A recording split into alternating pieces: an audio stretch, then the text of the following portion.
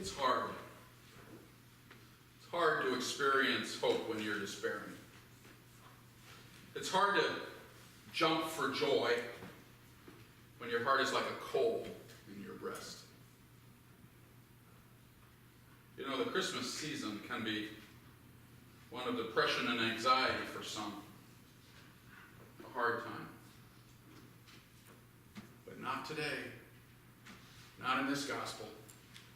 Today in this gospel we have Elizabeth and Mary, cousins, who are sharing their pregnancies together.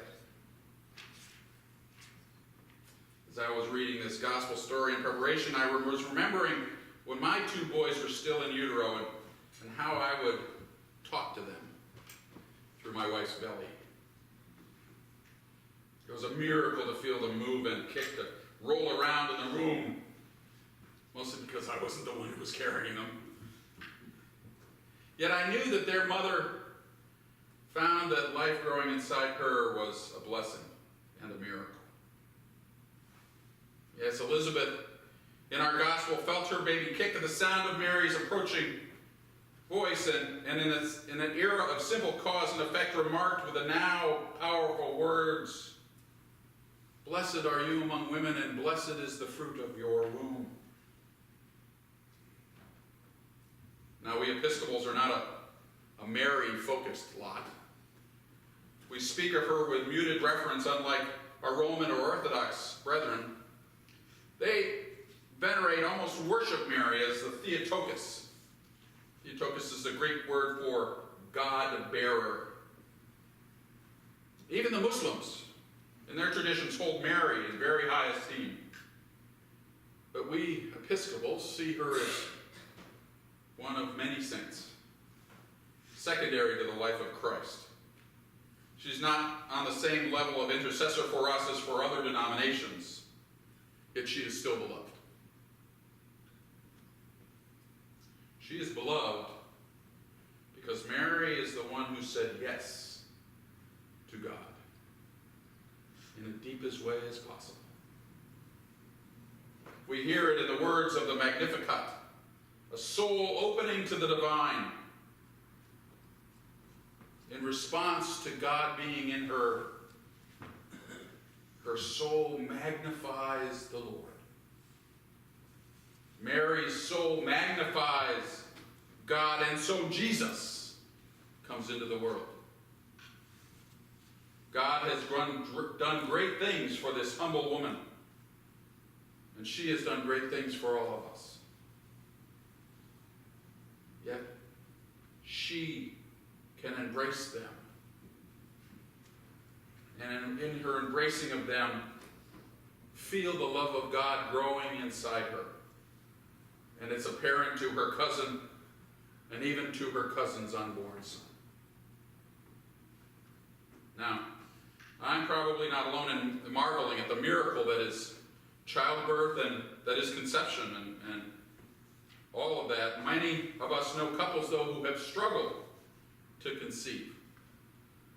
And when perchance they do, they are profoundly grateful. Now, we don't know if that's the way it was with Mary. Sections of the church hold her to be ever virgin for their own theological reasons. Yet, we celebrate today the woman who said yes to God, and what that became for all of us.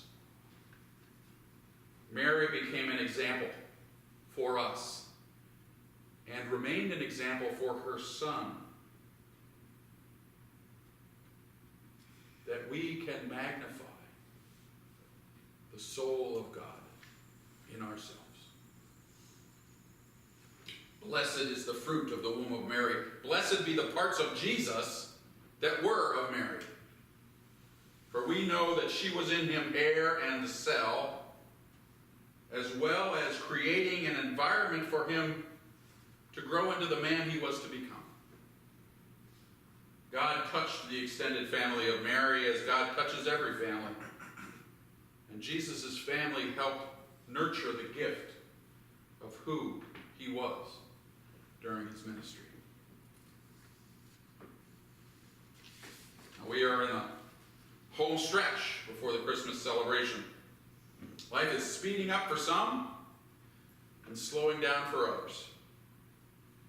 And we are entering, as I was reminded of this cold morning, of the bleak midwinter. Today being one of the shortest days of the year for us here in Connecticut.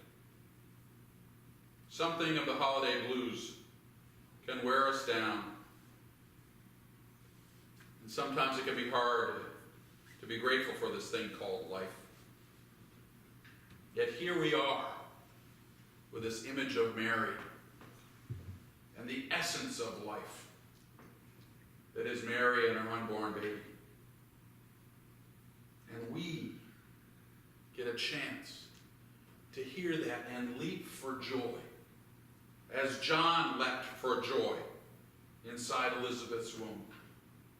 For the Mighty One has done great things for us. The Mighty One has shown mercy on the lowliest of his servants, and does when we put our trust where it belongs. When we are grateful with, maybe in the words of C.S. Lewis, with that deep gratitude, to see how the Mighty One is at work in our lives. As we near the end of Advent, I call upon all of us to embrace the message of Mary and accept God into our lives. Let God grow in us in the same way a baby grows in a woman, from cells so small they cannot be seen, to the living being we can feel quicken inside of us. Let Christ grow in us, and let our souls magnify the grace of Christ until it is a light that cannot be hidden from anything else in our lives. This story today is the good news that God can and did enter into our lives, insinuated himself like a baby does into a family.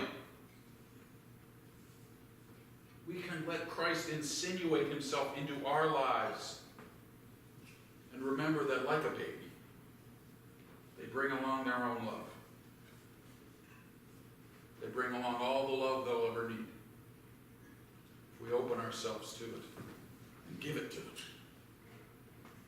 Jesus brings that love to us, and we then can magnify it with our souls and touch the world with the love of Christ.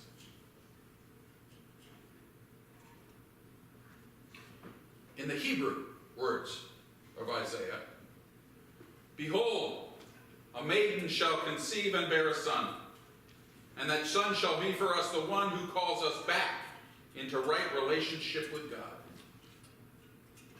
Were it not for the faith and acceptance of Mary and the love and acceptance of her husband Joseph, we might still be offering burnt sacrifices, as it said in our other scriptural readings this morning. We might be offering burnt sacrifices instead of sacrifices of service and love. We might be seeing God as some unattainable being guarded by a priesthood, locked away in temples, not real in our lives. So look, this last day of Advent, last Sunday of Advent, look at what the love of Mary has wrought.